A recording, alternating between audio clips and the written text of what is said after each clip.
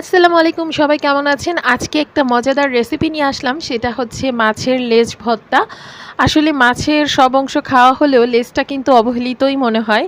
লেজটা গড়াগড়ি খায় এরকম। আর এরকম করে খেলে কিন্তু আসলে ভাত আপনি এক থালের জায়গায় ২ থাল খেতে পারবেন। সেই সাথে কিন্তু ভর্তাটা খুবই সুস্বাদু হবে।